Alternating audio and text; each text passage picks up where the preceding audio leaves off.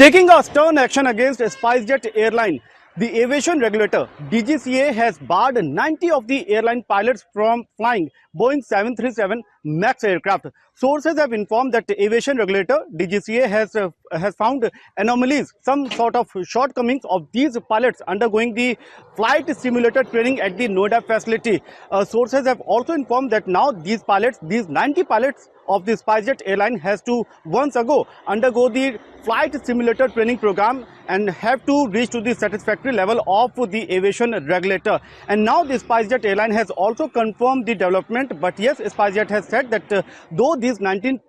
pilots, they have to undergo the flight simulator training once again, but yes, this will not affect the entire operation of the airline. SpiceJet has said that out of 650 pilots, those who are capable of flying, those who are fit for flying Boeing 737 MAX aircraft, now they have got 560 pilots. But yes, this is not going to hamper or put any sort of negative impact